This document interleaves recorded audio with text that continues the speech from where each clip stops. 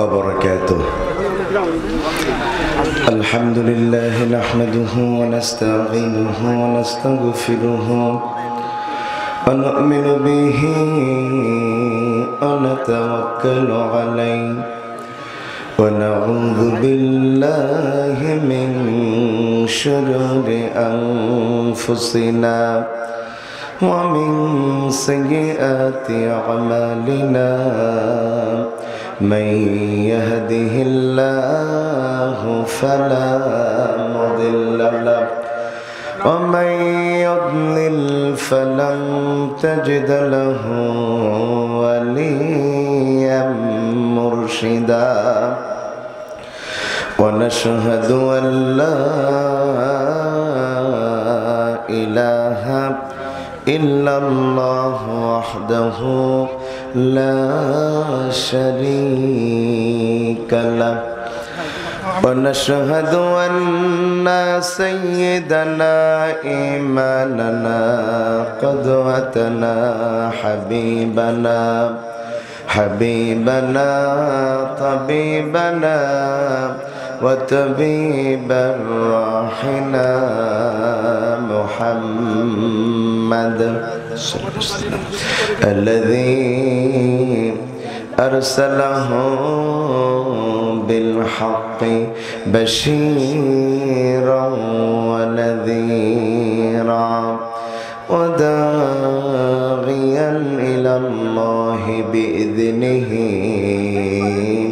وسراجا منيرا فقد قال الله تعالى في كلامه المجيد وفرقانه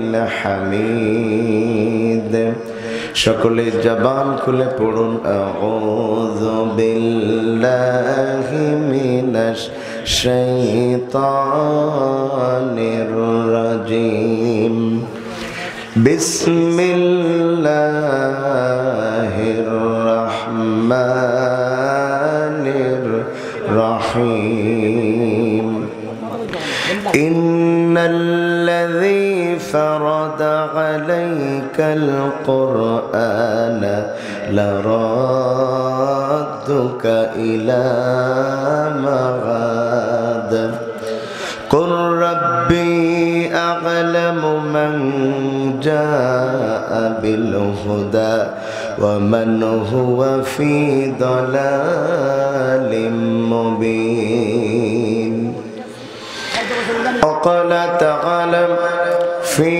شان حبيبه إن الله وملائكته يصلون على النبي يا أيها الذين آمنوا صلوا عليه وسلموا تسليما اللهم صل على سيدنا مولانا محمد وعلى آل سيدنا حبيبنا محمد প্রাণ খুলে মোহাব্বতের সাথে আওয়াজ দিয়ে পড়ি আল্লাহুম্মা কি হচ্ছে দেখি এত ছোট তো আমার এটাতে যাবে না, এটা তো মোটা, বড় লাগবে। ওয়ালা আলি সাইয়্যিদিনা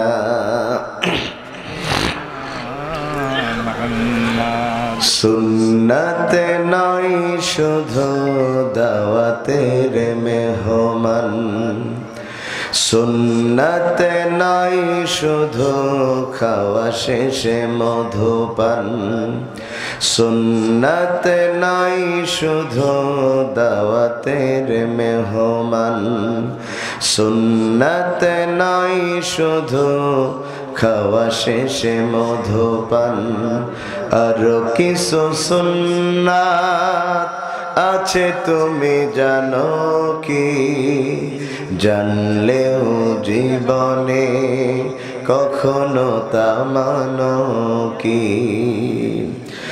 সুন্নাত শুধু নাই মজলুম সহায়ক, সুন্নাত ওহুদের জালিমের প্রতিরোধ। সুন্নাত শুধু নাই মজলুম সহায়ক, সুন্নাত ওহুদের জালিমের প্রতিরোধ। সুন্নাত শুধু নাই নির্জন ধ্যানে যাওয়া, আর সুন্নাত হলো পাথরের আঘাত খাওয়া। মুহাব্বতে তার সুদিনের সাথী তুমি, দুর্দিনেও তার পাশে থাকো কি। আরো কিছু সুন্নাত আছে তুমি জানো কি, জানলেও জীবনে কখনো তা মানো কি। সুন্নাত শুধু নাই নমনীয় আলাপন, সুন্নাত প্রয়োজনে হুঙ্কার গর্জন। সুন্নাত শুধু নাই মেষ চরাতে যাওয়া, আর সুন্নাত হলো রাষ্ট্রনায়ক হওয়া। মুহাব্বতে তার খালিদ ওমর আলী আবু বকরের মতো পাশে থাকো কি।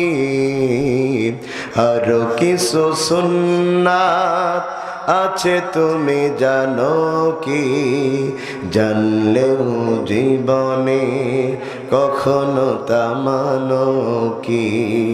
সুন্নাত নাই শুধু দাওয়াতের মেহমান, সুন্নাত নাই শুধু খাওয়া শেষে মধুপান।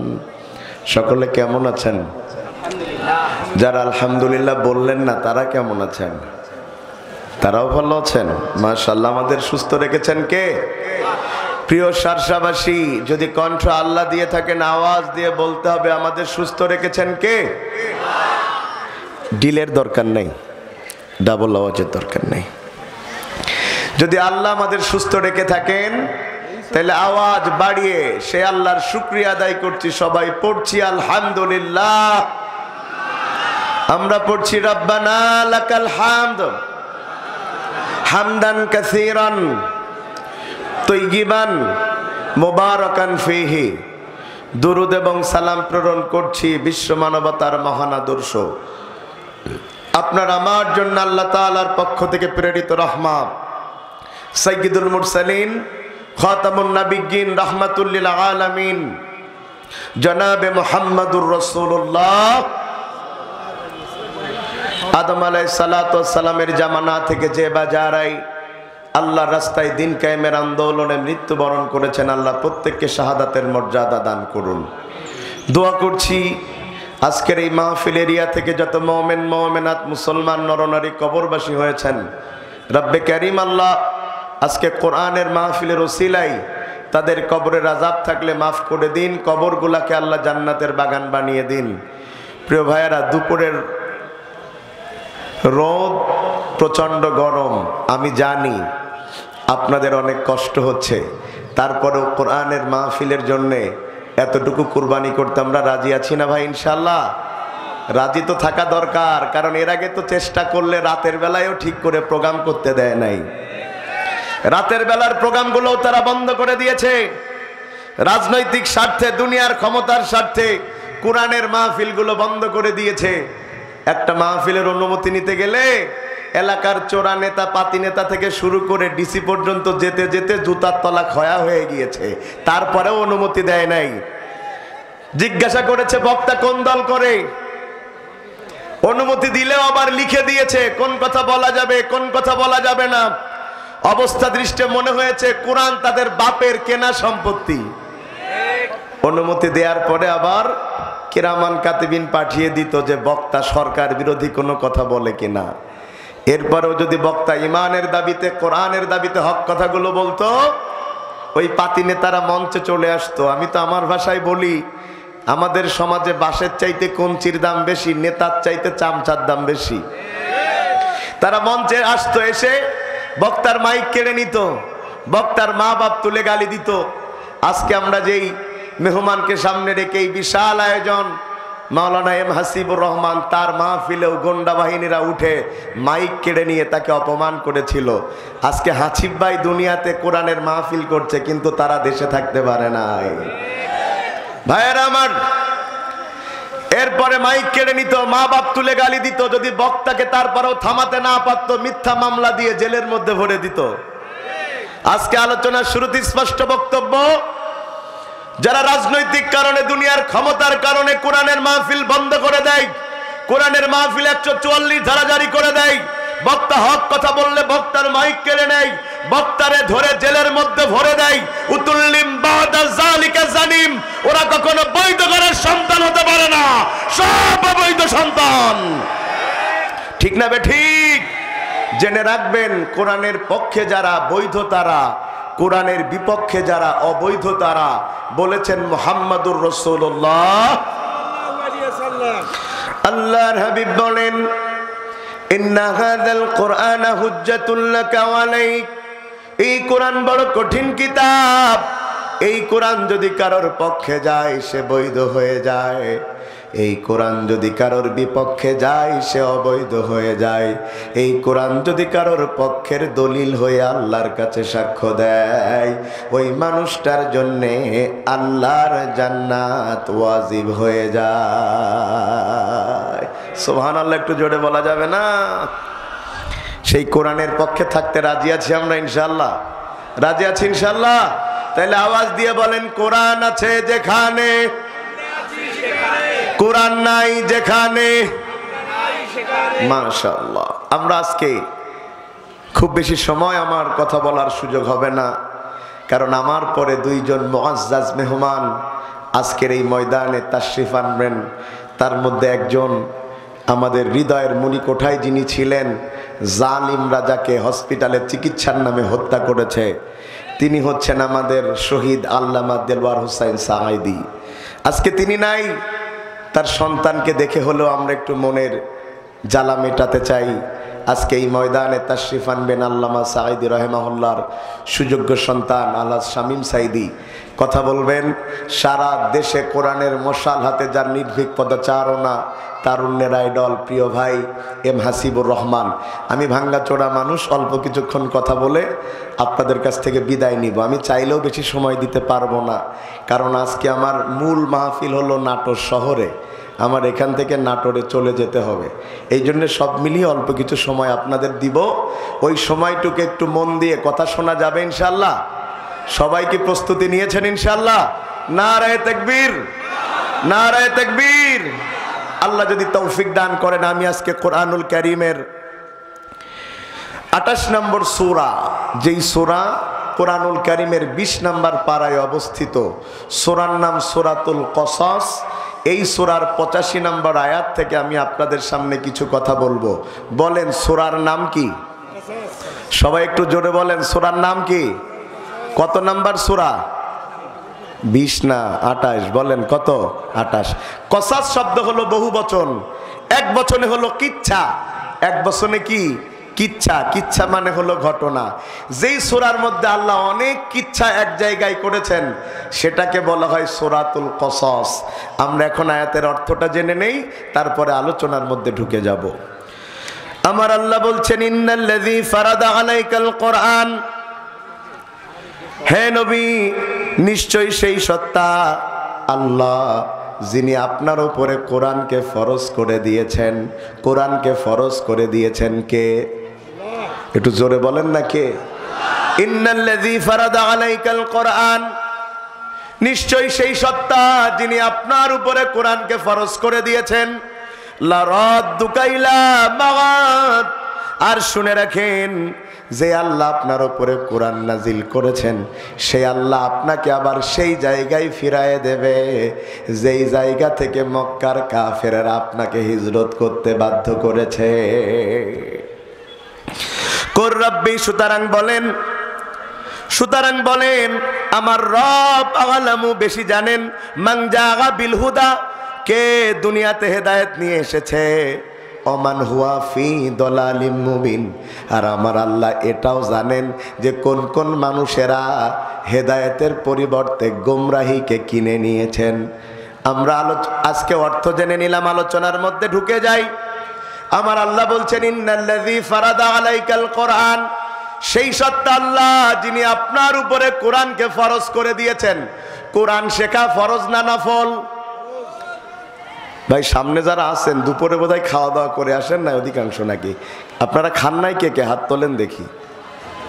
মাশাআল্লাহ, অনেক মানুষ খেয়ে আসেন নাই। তো যারা খান নাই তারা একটু আস্তে কইেন, আর যারা খেয়েছেন তারা একটু জোরে বলেন, কোরআন নবীর উপরে আল্লাহ নফল করেছেন না ফরজ করেছেন?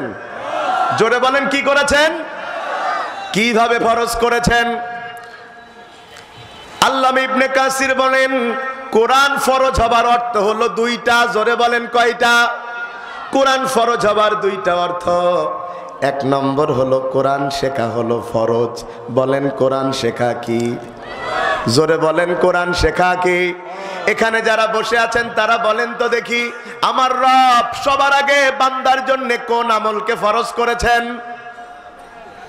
বলেন বলেন বলেন, কোরআনের কি ফরজ করেছেন? মাশাআল্লাহ, বলেন ইকরা।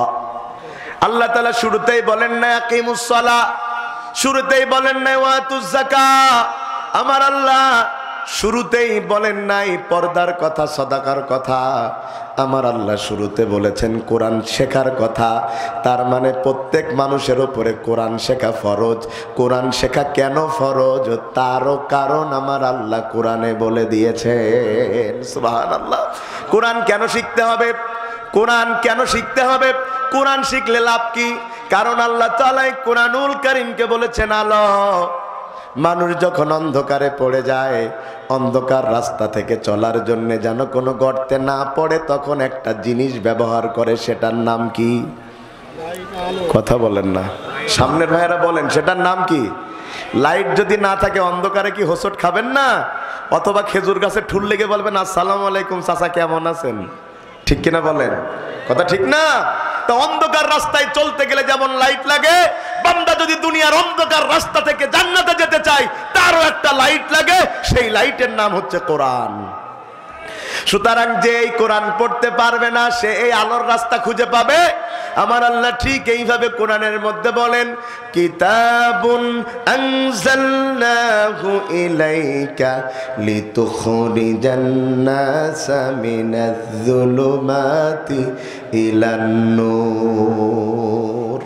ও নবী, আমি আপনার উপরে কোরআন এই জন্য ফরজ করে দিয়েছি যাতে করে আপনি মানুষকে কোরআন এর মাধ্যমে অন্ধকার থেকে আলোর পথে নিতে পারেন। তার মানে কোরআন জানে না যারা, হেদায়েতের রাস্তা খুঁজে পায় না তারা। জোরে বলেন ঠিক। অথচ দেখেন আমাদের দেশের শিক্ষা ব্যবস্থায় সব আছে, খালি কোরআন নাই। কথা বলছেন না কেন? আমাদের দেশের শিক্ষা ব্যবস্থায় সব আছে, খালি কি নাই? আর আমরা মাদ্রাসায় যেগুলো পড়ি, এমন কিছু নিয়ম নীতির উপরে আমাদের মাদ্রাসার শর্ট কোর্স শেষ করে দেয়া হয়। সেখানে একজন মানুষ রোজা রাখবে কেমনে, কি বলে নামাজ পড়বে কেমনে, পদ্ধতি শেখানো হয়। কিন্তু একজন মুসলমান রাষ্ট্র চালাবে কেমনে, কোরআনের হাদিসের দৃষ্টিতে সেটা শেখানো হয় না। কারণ সেটা শেখালে তো গাঁজাখোরদের তো আর রাজনীতি চলে না। এজন্য উচিত আমার রব আমার আল্লাহ সব আমলের আগে যেই কোরআন শিক্ষাকে ফরজ করেছেন, সরকারের উচিত প্রত্যেক শিক্ষা প্রতিষ্ঠানে, হোক সেটা হাই স্কুল, হোক সেটা গার্লস স্কুল, হোক সেটা প্রাইমারি স্কুল, হোক সেটা কলেজ, হোক সেটা ভার্সিটি, প্রত্যেক প্রতিষ্ঠানে কোরআন শিক্ষাকে ফরজ করা উচিত। অথচ সব কিছুকে ফরজ করা হয়েছে, কোরআন শিক্ষাকে বাদ দেয়া হয়েছে। ঠিক কিনা বলেন? আমরা আশা করেছিলাম এবার আমরা আমাদের শিক্ষা পদ্ধতিতে নতুন করে আবার কোরআন হাদিসের অংশগুলো সাধারণ শিক্ষা ব্যবস্থায় পাবো। যদিও এইবার পাই নাই, আগামীতে পাবো ইনশাআল্লাহ। তাইলে বলেন কোরআন শেখা কি? একটু জোরে বলেন না। এখন কোরআন হলো আলো, তো আলো দিতে গেলে কি সুইচ চাপা লাগে? কথা বলে না, সুইচ চাপা লাগে না? তা আপনি যে কোরআন দিয়ে আলো জ্বালাবেন, এর সুইচ হচ্ছে কোরআনের অর্থ জানা। কোরআনের অর্থ যে জানে না, সুইচ সে টিপতে জানে না, আর সুইচ যে চাপতে জানে না, ও আলো জ্বালাতে পারে না, ওই অন্ধকারের মধ্যে গর্তের মধ্যে পড়ে থাকে। তাইলে বলেন কোরআনের যে আলো, এই আলোর সুইচ হচ্ছে কোরআনের অর্থ জানা। কি জানা? একটু জোরে বলেন না, কি জানা? আপনাদের আমলা বাজার দিয়ে টিওনো সাহেব যাচ্ছেন, দেখছে একজন ভিক্ষা করছে, মুরব্বী মানুষ। টিওনো সাহেব জিজ্ঞাসা করলেন, কি হয়েছে আপনার, ভিক্ষা করেন কেন? ছেলে মেয়ে নাই? বলছে এই দুনিয়ায় আমার কেউ নাই, ভিক্ষা করে খাই। টিওনো সাহেব তার জন্য সমাজ কল্যাণ মন্ত্রণালয়ে আবেদন করলেন। সমাজ কল্যাণ মন্ত্রণালয় থেকে তার জন্য 5 লাখ টাকা বরাদ্দ দেয়া হলো এবং তার মোবাইল নাম্বারে ইংরেজিতে মেসেজ দেয়া হলো। এখন ভিক্ষুক তো আর ইংরেজি বোঝে না, কথা কি শুনতেছেন আপনারা? আবার 2 মাস পরে টিওনো সাহেব ওই রাস্তা দিয়েই যাচ্ছেন, দেখছেন ওই ভিক্ষুক তখনও ভিক্ষা করছে। বলছে কি হলো তোমার, ভিক্ষা করছো কেন? তখন ভিক্ষুক বলছে ভিক্ষা করব না, তা করবো কি, আমার দেখার কেউ নাই। কই আমি তো তোমারে দেখলাম 5 লাখ টাকা তুমি পাও নাই। বলছে কোনো টাকা পয়সা আমারে কেউ দেয় নাই। বলছে তোমার মোবাইলটা দেখি। মোবাইলটা নিয়ে মেসেজ চেক করে দেখে 2 মাস আগে তার মেসেজ এসেছে 5 লক্ষ টাকা। কিন্তু 5 লক্ষ টাকা তার থাকার পরেও তার ভিক্ষা করে খাওয়া লাগছে। তার একটাই কারণ হচ্ছে সে ইংরেজি জানে না। কথা বলছেন না কেন? আজ গোটা পৃথিবী জুড়ে মুসলমান মার খায়, আজ গোটা পৃথিবী জুড়ে মুসলমান বোমা হামলার শিকার হয়। এমনকি 90% মুসলমানের দেশেও মুসলমানেরা শান্তিতে তাফসীর করতে পারে নাই। তার সবচেয়ে বড় কারণ মুসলমান কোরআন পড়েছে সওয়াবের জন্য, কিন্তু কোরআন দিয়ে সমাজ পরিবর্তনের প্রচেষ্টা করে নাই। যদি মুসলমান কোরআনের অর্থ বুঝে সমাজ পরিবর্তনের চেষ্টা করত, আলহামদুলিল্লাহ এদেশে 24-এ আন্দোলন করা লাগতো না, 71-এই বাংলাদেশ ইসলামিক দেশ হয়ে যেত। কথা ঠিক? আল্লামা সাইদি রহমাহুল্লাহকে যেদিন হত্যা করা হলো, তার পরের জুমায় কিন্তু তৎকালীন সরকার সব মসজিদে বলে দিয়েছিল যে কোনো মসজিদে দোয়া করা যাবে না। আপনাদের এই অঞ্চলে কি বলেছিল? কথা বলেন না, বলেছিল? আমার মসজিদেও বলেছে। মোটামুটি লোকজন, গোয়েন্দা সংস্থার লোকজন ভরা, কারণ ওরা জানে কেউ না বললেও আমি বলবো। আমার যারা কাছের মানুষজন আছে না অথরিটিতে, তারা আমারে বলছে হুজুর আজকে দোয়া করলে একটাও বাড়ি যেতে পারবো না। আমি বললাম বাংলায় যদি না করা যায় আরবিতে করা যাবেন তো? বলতেছে হ্যাঁ তা করেন। কথা কি শুনতেছেন আপনারা? আরবিতে যেই পরিমাণ বদদোয়া করলাম, যদি ওই অর্থ ওরা বুঝতো। আমি আরবিতে যা আছে সব বলতেছি, যারা আমারে ধরতে আসছে ওরাই বলতেছে আমেন। যদি ওইটার অর্থ ওরা জানতো, তাহলে শেখ হাসিনার পতনের জন্য আমার 1 নম্বর দায়ী করতো, বলতো দোয়ার কারণে পতন হয়েছে। কি বুঝলেন? এদেশে সওয়াবের কোরআন চলে, কিন্তু এদেশে অর্থের কোরআন চলে না। এই জন্য তো বড় বড় রাজনৈতিক মাথারা বলে ইসলামে রাজনীতি বলতে কিচ্ছু নাই, কারণ ওই বেটার মধ্যে কোরআনের কোনো জ্ঞানই নাই। আল্লাহ বলছেন ইন্নাল্লাযী ফারাদা আলাইকাল কোরআন, ও নবী আপনার উপরে কোরআন, 1 নাম্বার হলো কোরআন শিক্ষাকে ফরজ করা হয়েছে। 2 নাম্বার অর্থ হলো নবী এই কোরআনের প্রচার প্রসার করা আপনার উপরে ফরজ করা হয়েছে। সুবহানাল্লাহ বলেন না? আমার নবীকে আল্লাহ কোরআন নাজিল করার পরে আমার রব আমার আল্লাহ বলে দিলেন ইয়া আইয়ুহার রাসূল বাল্লিগ মা উনজিলা ইলাইকা মির রাব্বিক ওয়া ইল্লাম তাফআল ফামা বাল্লাগতা রিসালাতা। আল্লাহু আকবার। ও নবী আমি আপনার উপরে কোরআনকে নাজিল করেছি, সুতরাং এই কোরআনের দাওয়াত আপনি প্রত্যেক মানুষের কাছে কাছে পৌঁছে দেন। আপনি যদি কোনো নেতার ভয়ে, কোনো পুলিশের ভয়ে, কোনো গভর্নমেন্টের ভয়ে, কোনো মানুষের ভয়ে এই কোরআনের কথা গোপন করেন, সব কথা যদি আপনি না বলেন, ও নবী আপনার রিসালাত থাকবে না। নবীকে যদি আল্লাহ এই কথা বলতে পারেন, নবী কোরআনের প্রপার দাওয়াত সব জায়গায় না পৌঁছালে আপনার নবুয়াত থাকবে না। আল্লাহর কসম, আমাদের মতো মৌলবী যদি হক কথা না বলে, তার ঈমান থাকার কোনো প্রশ্ন আসে না। খুব মন দিয়া বুঝেন আমার কথাগুলো।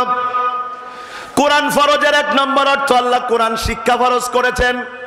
কোরআন ফরজের 2 নম্বর অর্থ, আমার আল্লাহ মানুষের কাছে কোরআনের দাওয়াত পৌঁছিয়ে দেওয়ার কথা বলেছেন। এটা বলার পরে আল্লাহ রাসূলকে বললেন এই দাওয়াত পৌঁছাতেই হবে, কারণ আমার আল্লাহ জানেন এই দাওয়াত নবী পৌঁছাবে যখন, সমাজের লোক আমার নবীর বিরোধিতা করবে তখন। আপনি যে বলেন রাজনীতি রস করে তাই আমরা খেপি নাই, খেপতাম না, এটা পুরা মিথ্যা কথা। রাজনীতির ওয়াজ না করলেও মানুষ খেপে, খেপে না? কথা বলেন না, খেপে না? আমি যদি সুদের রস করি, সুদখোরের মনে হয় বিশাল ভাল লাগে। সুদখোর তো চিন্তা করে এই হুজুর মানুষের মধ্যেই পড়ে না। আল্লাহ তাআলা নবীকে কেন হুঁশিয়ার করলেন, এই দাওয়াত যদি না পৌঁছাতে পারেন তাহলে আপনার রিসালাত থাকবে না। তার মানে আমার আল্লাহ নিশ্চিত জানেন এই দাওয়াত যখন আমার রাসূল পৌঁছাবেন, এমন একটা বাধার প্রাচীর সামনে আসবে, সেই প্রাচীর পাড়ি দেয়া বড় অসম্ভব। আপনি তাকিয়ে দেখেন, আল্লাহ রাসূল যেই প্রোগ্রামে সর্বপ্রথম মানুষের কাছে কোরআনের দাওয়াত দিয়েছিলেন, সেই দাওয়াতে কি তিনি বলেছিলেন আমারে ভোট দিবা? কথা বলেন না। রাসূলকে বলেছিলেন যে আমার একটা মার্কা আছে, মিষ্টি কুমড়ো মার্কা, বলেছিলেন?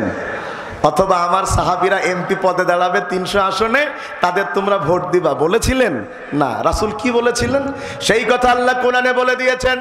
রাসূল কোরআনের মধ্যে দাওয়াতে কি বলেছেন? আল্লাহ কোরআনের মধ্যে এইভাবে বলেন, ইয়া আইয়ুহান নাস কুলু লা ইলাহা ইল্লাল্লাহ তুফলিহুন। রাসূল বললেন, ও মানুষেরা তোমরা বলো লা ইলাহা ইল্লাল্লাহ, তাহলে তোমরা সফল হয়ে যাবা। এই কথার মধ্যে কি রাজনীতি আছে? একটু কথা মনে হয় বুঝতেছেন না আপনারা আমার। রাসূল বলছেন, হে মানুষ সকল, তোমরা বলো লা ইলাহা ইল্লাল্লাহ, তাইলে তোমরা সফল হয়ে যাবা। এই কথার মধ্যে কি রাজনীতি আছে? এই কথার মধ্যে মৌলিকভাবে রাজনীতির কথা নাই। কিন্তু কেন কেন কেন আবুল আহাব তার নিজের চাচা খেপে গেল, নিজেই পাথর তুলে বলল, ও আমার ভাতিজা মুহাম্মদ, তুমি যদি তোমার এই কথা না থামায় দাও তাহলে তো তোমার মাথায় আমি পাথর মেরে তোমার মাথা ফাটায় দেব। কথা তো হলো লা ইলাহা ইল্লাল্লাহ, তোমরা সফল হবা। তাইলে খেপলো কেন? কারণ ওই যুগের কাফেররা জানতো লা ইলাহা ইল্লাল্লাহ এর অর্থ হচ্ছে আল্লাহ ছাড়া আর কোনো আইনদাতা নাই। যেহেতু দুনিয়া আল্লাহর, আইন চলবে আল্লাহর, তাহলে আমরা যেই আইনের ভিত্তিতে মানুষ শাসন করি এই আইন আর থাকবে না। এই আইন যদি না থাকে তাহলে আবু জেহেলের গোষ্ঠীও আর ক্ষমতায় থাকতে পারবে না।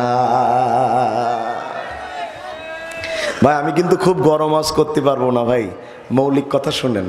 গরম আওয়াজ খুব করেছি, গরম আওয়াজ করতে করতে মানুষের কানে আর ভাল লাগছে না। খুব মন দিয়া শুনেন, শুধু বলা হলো লা ইলাহা ইল্লাল্লাহ, তাই পাথর ছুঁড়ে মারল। কারণ আমরা বাংলাদেশের লোক যদিও অত সুন্দর করে আরবির অর্থ নিহিত অর্থ না বুঝি, সৌদি আরবের লোক তো বুঝে। ওরা যেই রাসূল যেই না বলেছেন লা ইলাহা ইল্লাল্লাহ, আল্লাহ ছাড়া কোনো ইলাহা নাই, ওরা বোঝে ইলাহ তো তিনি, আইন দেন যিনি। কথা মনে হয় বোঝাতে পারতেছি না। রাসূল তো বলেন নাই যে আল্লাহ ছাড়া কোনো সৃষ্টিকর্তা নাই, ওরাও মেনে নিত। যদি রাসূল বলতেন আল্লাহ ছাড়া কোনো রিজিকদাতা নাই, ওরাও মেনে নিত। কিন্তু রাসূল যে বলেছেন আল্লাহ ছাড়া কোনো আইনদাতা নাই, এরা ওটা মানতে পারে নাই, কারণ ওরা তো মানব রচিত আইনের ভিত্তিতেই ক্ষমতায় রয়েছে। তো মানব রচিত ভিত্তিতে ক্ষমতায় থাকলে যদি আল্লাহর আইন সেখানে ইন হয়, তাইলে তো মানব রচিত আইন থাকে না। এই কোরআন হাতে নিয়ে বলছি, এই কোরআন হাতে নিয়ে বলছি, আমাদের দেশের যে বা যারা আল্লাহর জমিনে আল্লাহর দিন কায়েম চায় না, আল্লাহর কসম ওরা জানে আল্লাহর দিন কায়েম হয়ে গেলে ওদের মতবাদ এই দেশের মানুষ লাথি মেরে ছুঁড়ে ফেলে দেবে। এই জন্যই তারা হুজুরদের বিরোধিতা করে বলতেছে আমরা সব চাই, শরিয়া আইন চাই না। কেন? কারণ কোরআন যেখানে থাকে সেখানে মানুষের তৈরি করা আইন চলে না। মানুষের তৈরি করা আইনে শান্তি নাকি আল্লাহর আইনে শান্তি? যেভাবে বললেন আপনারা মনে হয় একমত না। কার আইনে শান্তি? আর একটু জোরে বলেন, কার আইনে শান্তি? তাইলে আল্লাহর আইন চাই না কেন? শোনেন, এই সমাজে আল্লাহর আইন চাই না তারা চোর এবং ডাকাতের বাচ্চা যারা। কারণ ওরা জানে যদি এ দেশে চুরির আইন পাশ হয়, যেই পরিমাণ চুরি করেছে খালি তো 2 হাত না 2 পাও কাটা লাগবে। কথা বলতেছেন না কেন? এই জন্য কোনো চোর আল্লাহর রহমতে চায় না যে আল্লাহর আইন দিয়ে দেশ চলুক। কিন্তু সাধারণ জনগণ শোনেন, আল্লাহর আইন দিয়ে দেশ চললে চোরদের লাভ না থাকতে পারে, কিন্তু গোটা সাধারণ জনগণের লাভ রয়েছে। ধরেন আমারে আপনারা চেনেন না? সবাই চেনেন তো? সবাই মোটামুটি, না চেনার তো কথা না। বাড়ি আমার বেনাপোল, আমি অস করতে আইছি আমলাই, আমার 1 হাত কাটা। খেয়াল করতেছেন আপনারা? আমার 1 হাত কি? একটু জোরে বলেন। আমি ওয়াজ করতেছি, ভাইয়েরা তাকা অবলম্বন করবা, ভাইয়েরা জান্নাতে যেতে গেলে কোনো চুরি করা যাবে না। শ্রোতা একটা দাঁড়ায় বলতেছে সে ওয়াজ পরে, আগে বলো তোমার হাত কাটা কেন? কথা বলছেন না কেন? কারণ সমাজে এখন কিসের আইন চালু রয়েছে? ওয়াজের মধ্যে আর কি, ওয়াজের মধ্যে এখন কিসের আইন চালু রয়েছে? কোরআনের আইন। তো কোরআনের আইন চালু হলে হাত কাটার বিধান। আমি তখন বললাম দেখো ভাই, আমি অ্যাক্সিডেন্ট করেছিলাম তাই হাত কেটেছে। ওরা বলতেছে ওয়াজ থামাও, আগে বেনাপোলে ফোন দিয়ে জিজ্ঞেস করবো যে তুমি কনে চুরি করতে যে ধরা খাইলে। কথা বলছেন না কেন? এবার যদি বেনাপোলে ফোন দিয়ে জানে যে আমার হাত কাটা হয়েছে চুরি করার জন্যে, তাহলে আমি নামুলের ওয়াজ আর কোনো মানুষ শুনবে না। মানুষ বলবে চোরের ওয়াজ শোনার টাইম নাই। কথা বলেন। আমি নিজের গায়ে নিলাম, যদি সমাজের মধ্যে কোনো নেতা এইভাবে এসে বলে আমারে ভোট দিবা, আমি তোমাদের সুশাসন দেব, আমি তোমাদের জন্য যা ইচ্ছা তাই করব, তোমাদের কোনো অশান্তিতে রাখবো না, লোক বলে শান্তি পরে দিয়ান, আগে বলো তোমার হাত কই। কথা বলছেন না কেন? তা হাত নেই বলতেছে আমি সানি কাটতে গেলাম। সানি বোঝেন তো আপনারা? আমাদের সারসায় তো সানি বলে। বিচলি কাটতে যাই আমার হাত মেশিনের মধ্যে চলে গেল, তাই কেটে দেওয়া লেগেছে। লোক বলতে অতটা গুড় আসছেন না, তুমি চেয়ারম্যানই দাঁড়াইছ গুগায়, আর আমরা জানি না তুমি কত বড় সিটার। কথা বলছেন না কেন? চুরির জন্য হাত কাটা হলে কোনো দুর্নীতি দমন কমিশন লাগবে না। এই হাত কাটা থেকে জনগণ বুঝবে এটা চোর, এটা ডাকাত, এটা দুর্নীতিবাজ। কোনো দুর্নীতিবাজ জনগণের সামনে ভোট চাওয়ার ক্ষমতা দেখাবে না। এই জন্য কোনো চোরেরা চাই না যে ইসলাম ক্ষমতায় যাক। আমি কি কথা বুঝাতে পারতেছি আপনাদের? ভাইয়েরা আমার, সে আল্লাহ বলছেন নবী আপনি কোরআনের প্রচার করেন, কোরআনের প্রসার করেন, খবরদার কারো ভয়ে আপনি পিছপা হবেন না। কারণ ইমানদার যারা আল্লাহ ছাড়া কখনো কাউকে ভয় পায় না তারা। খুব মন দিয়া বুঝেন, এখন রাসূলের ওপরে যেটা ফরজ করলেন আল্লাহ, কোরআনের প্রচার প্রসার করা, ওই একই কাজ কি উম্মতের করা লাগবে না? জোরে বলেন লাগবে। কারণ রাসূল বলেছেন বাল্লিগু আন্নী ওয়ালাউ আয়া, যদি আমার পক্ষ থেকে একটা আয়াত তোমরা জেনে থাকো সেটা মানুষের কাছে পৌঁছে দাও।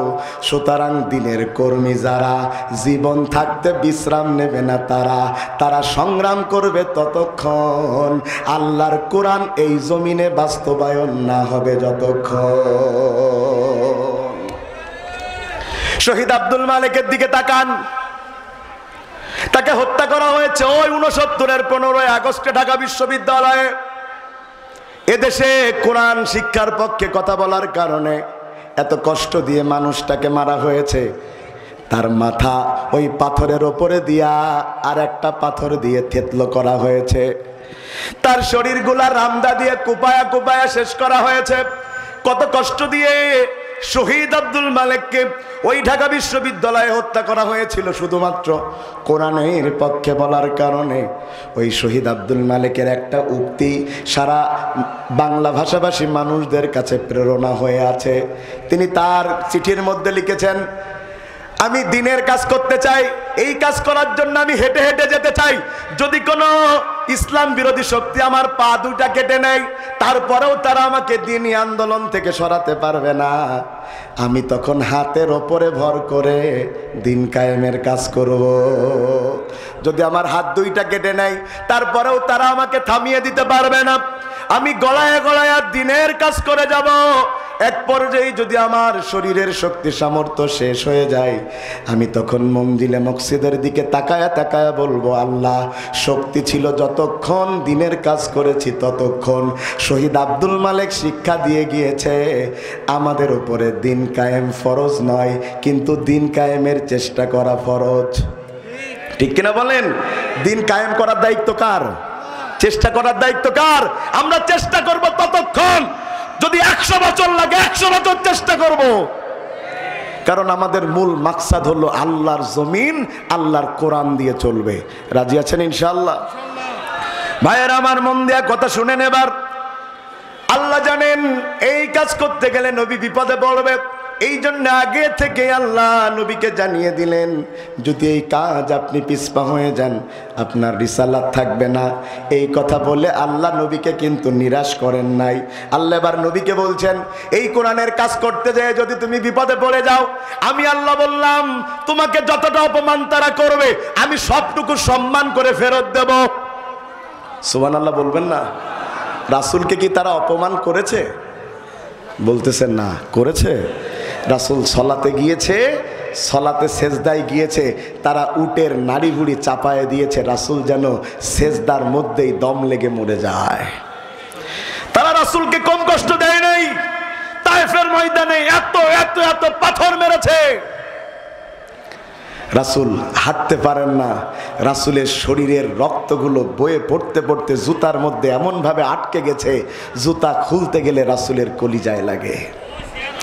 উহুদের ময়দানে এত বেশি রাসূলের ওপর আঘাত করা হয়েছে, পড়ে গিয়েছেন গর্তের মধ্যে, মাথা কেটে গিয়েছে, দাঁত ভেঙে গিয়েছে। আল্লাহ বলছেন, নবী, এই যত কষ্ট আপনাকে দিয়েছে সবটুকু কষ্ট আমি আল্লাহ তোমার জন্য আনন্দ করে ফেরত দেব। ওয়ালাল আখিরাতু খায়রুল লাকা মিনাল উলা।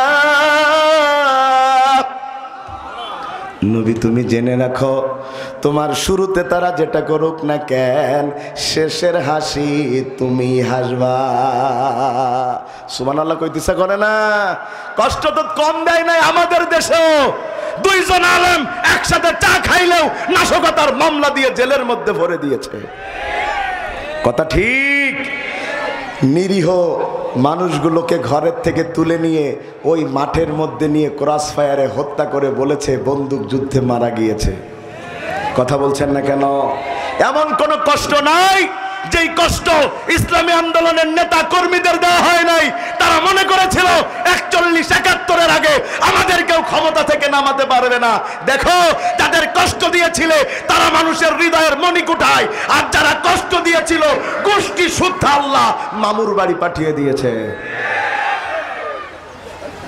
আল্লাহ কি সহযোগিতা করেন? জোরে বলেন না, করেন। কি আল্লাহ, আল্লাহ কি করেছেন? যেই ট্রাইব্যুনালে হুজুরদের ফাঁসি দেয়া হয়েছে ওই ট্রাইব্যুনালে এখন তার নামে মামলা হচ্ছে। আমাদের সারসায় একটা গল্প আছে, আপনারা মনে হয় জানেন, যে বেশি বুদ্ধি যার, 1 খাবার 2 বার খাওয়া লাগে তার। জানেন না? কাঁঠাল 3 বন্ধু গিয়েছে হাটে। আগে হাট হতো না, এখনো তো মনে হয় এই অঞ্চলে হাট হয় না? হাটে গিয়েছে 3 জন বন্ধু। হাটে যাওয়ার পরে এর মধ্যে 2 জন বলল আমরা 3 জন মিলে কাঁঠাল কিনে খাই। এদের মধ্যে একটা কিপটে আর জন্মের বুদ্ধিমান, ও বলছে কাঁঠাল কিনে খাবো কোন সিস্টেমে? বলছে 3 জন সমান টাকা দিব, দিয়ে একটা কাঁঠাল কিনবো। বলছে তা হবে না, কেউ কম খাবে কেউ বেশি খাবে, আর টাকা সমান দেব। আগে কাঁঠালের দাম ফেলো, এরপরে কাঁঠাল খাবো, খাওয়ার পরে কাঁঠালের কুয়া পাশে রাখবো, যার যেই পরিমাণ কুয়া সে সেই পরিমাণ টাকা দেবে। শুনতেছেন কথা আপনারা? বুদ্ধিমানটার এত বুদ্ধি, ওই তিনজন মিলে কাঁঠাল খায়, বাকি দুইজন খায় আর বিচি সামনে রাখে, আরো বিচি শুদ্ধ খায়ালায়। খাওয়া শেষে দেখছে একজনের সামনে 52টা, একজনের সামনে 57টা, আর একজনের সামনে মাত্র 3টে। বলছে তুই তো খালি হাঁসের মতন। গেল ওখানে, বলছে খাইছি, প্রমাণ দেখাও। কথা শুনতেছেন আপনারা? দেখা গেল নাই। বললো ওরা তো, বললো তাহলে আমি 3টার দাম দিব। বাকি দুই বন্ধু বলছে 3টা তোর একটারও দাম দেওয়া লাগবে না, যা সর। বাকি দুইজন দাম দিয়ে চলে গেছে। এ তো আনন্দের চোটে হাসতে হাসতে বাড়ি গিয়ে বউরে বলছে বুদ্ধি থাকলে খাবো বেশি, টাকা দেব না। ও খেয়েছে মোট 75 পিস। কত পিস? 3টে সামনে, 72টা কোথায়? আনন্দের চোটে যেয়ে শুয়ে পড়েছে। বৃষ্টি শুরু হয়েছে, কায়দা রকম বৃষ্টি। হঠাৎ করে ওর পেটের মধ্যেও ডাকা শুরু করেছে। আকাশে বিদ্যুৎ ডাকে কড়কড়, ওর পেটের মধ্যে কাঁঠালের বিচি ডাকে ভড়ভড়। ও তো চরম বিপদে। বোর বলতেছে বদনান। বউ বলছে এত রাত্রে বদনা জীবনে যাও না। বলছে এত কথা বলিস না। বউ বদনা আনতে গেছে, ও তো আর ভাই অত সময় পায়নি। ও মোটামুটি বদনা আনার আগেই ঠিক ওই চাল সোজা করে ঝেড়ে দিচ্ছে। যা খাইলো আস্ত, সব ওরকম আস্তই বের হইছে। কথা কি শুনতেছেন আপনারা? আস্ত বের হওয়ার পরে ও যে এবার ঘুম পড়েছে, সকালবেলা পরের দিন কাজে যাচ্ছে। বউ বলছে কাল তো বাজারতে দাঁত কেলাত কেলাত আসলে, বাজার তো করনি। বলছে আজকে আশেপাশে যা পাও তাই দিয়ে চালাই দাও। আশেপাশে কি আছে, কি পাওয়া যায়? বউ ডানে যায় কিছু পায় না, বামে যায় কিছু পায় না। পিছনে যে দেখতেছে একেবারে 72 পিস কুয়া চক চক করতে আছে, কারণ পানিতে কুয়া বাদে বাকি সব ধুয়ে দৌড় মেরেছে। ভাইয়ের আমার, ও কুয়া বাড়ি নিয়ে আসলো, বিচি এনে খুব সুন্দর করে ধুয়ে টুয়ে মাখো মাখো ঝোল করে রান্না করলো। স্বামী বেচারা বাড়ি আসলে এসে বলতেছে বউ ভাত দে। কাঁঠালের বিচি রান্না দিয়ে